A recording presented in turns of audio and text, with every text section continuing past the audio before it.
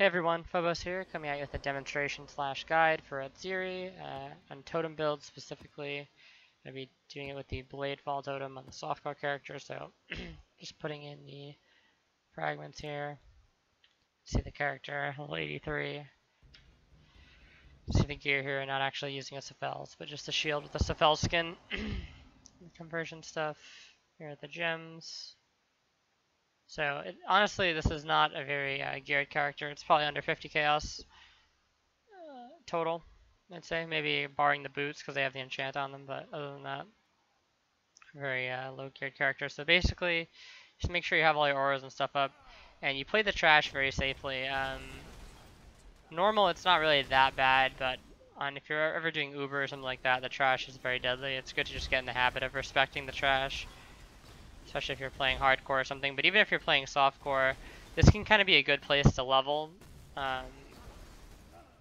Uber is kind of really good XP all the time until you're really high up, and then normal is really good XP from like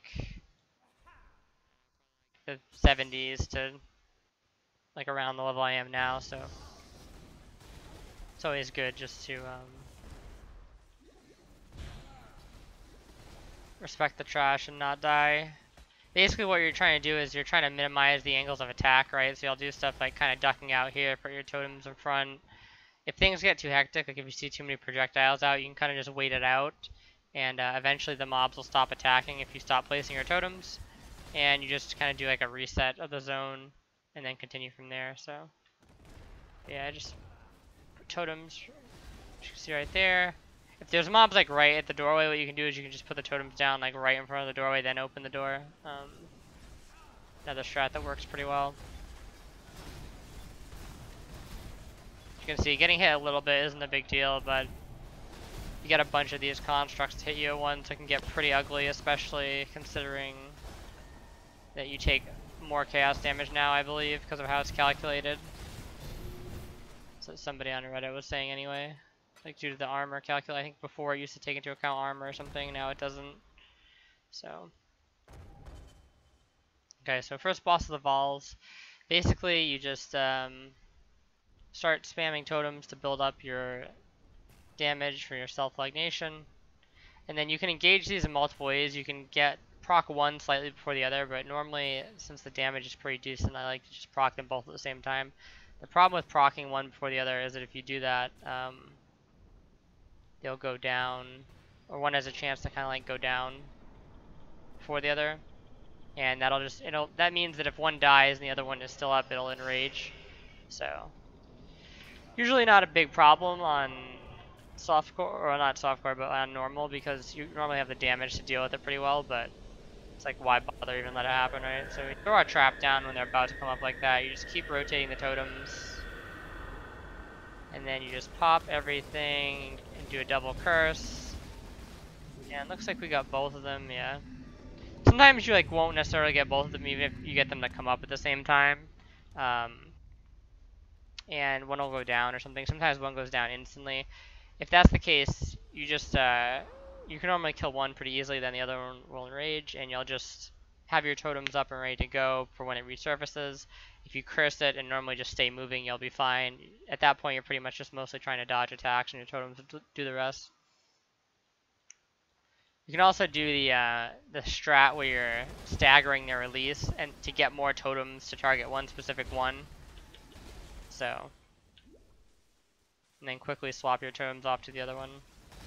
Rooms like this you kind of have to be careful of because there's kind of open spaces. If there was more mobs there, it would have been an issue. Yeah, basically just play the angles, take it slow. No rush.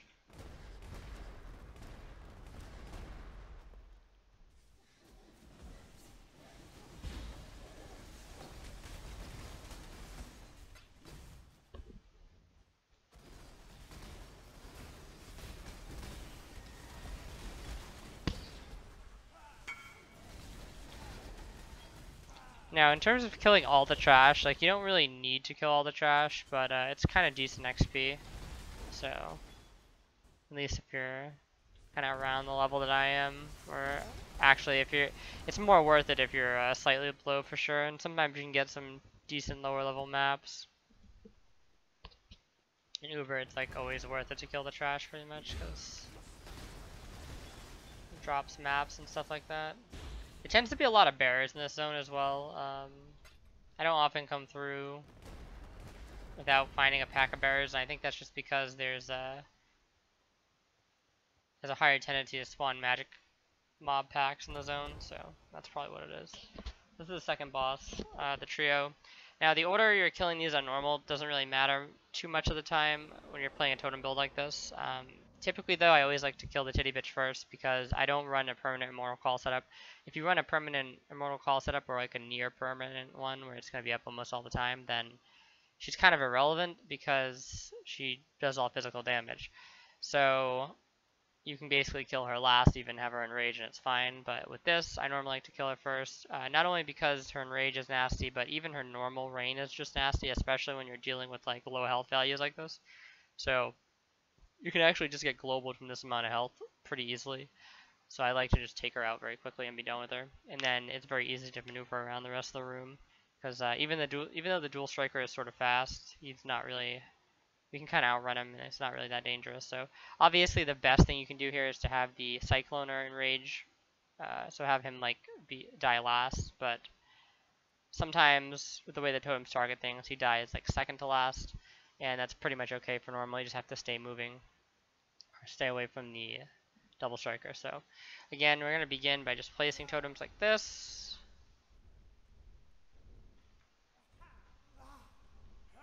Okay. Oops. Yeah. See, kind of fucked up because we have no mana now.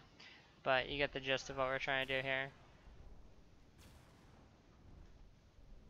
So then once we get all of our stuff kind of like ready to go, what I like to do is keep placing totems until we get a decent amount. Okay. Then we use our orb, put these up, use our orb again, walk forward, pop our flask and cursor, and she goes down very quickly. I don't know if everything's dead. It looks like it. Okay. So that was pretty successful. As you can see, the build has a lot of damage, so things die very quickly. I'm actually just gonna ID this really quick. It's kind of trash. Oops. Yeah. Alright. So again, we just play it really safe, no need to go in there. The main threat in these rooms is going to be the constructs and the snakes. But what you have to keep in mind is that if you do walk into the big blue guys, they are going to absolutely wreck the shit out of you. Now, because the whole thing is their damage is basically balanced around you not going near them, right? So that's why they hit so hard. But one of these guys hit me one time. I let him hit me on this character, and it took like, I think I was down to like 1500 HP, and that's going through the Moam and the energy shield you have there, so they hit pretty hard. So you have to be careful. You can very easily get like 2-shot, especially if you get hit with projectiles or something. Okay. His allies cannot die totem there again. It's kind of a bit sketchy, but Bladefall does a decent job at killing it most of the time. If you're struggling to kill a totem like that, just be patient, because there's no like rushing in headlong.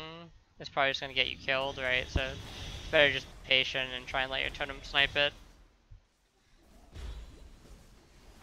No point in rushing things. They don't need to be rushed. Not bad.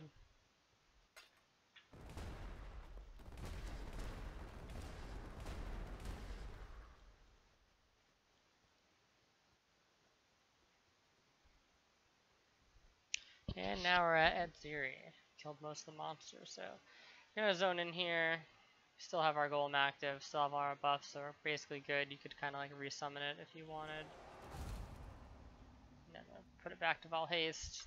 And again, we're just building totems right now with keeping our Orb of Storms down to generate mana.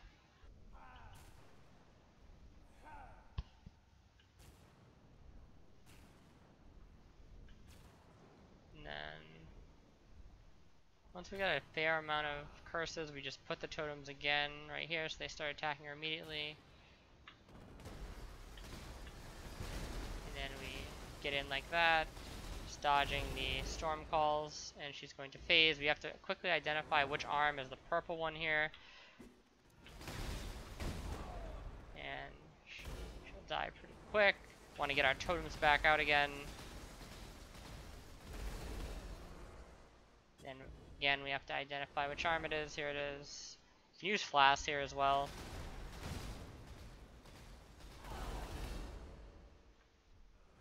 And you just basically dodge in that phase after you're done. And now she's in the ad recovery phase. This is a very easy phase. Helps you get your charges down. The main thing you have to keep in mind here is you want to place your totems close to the mobs that are coming in, because they have a tendency to target Atziri. So they really need to be kind of interfaced. And you have to watch some of the angles that they come in on. So like, obviously, if they come in from the very corner, it's not as bad, but if they come in from like right here, there's a shorter distance, so then she'll stop doing them. You have to be ready to just pick up the fight, double flame blasts. Yeah, she's phased again. Look for the purple arm right here.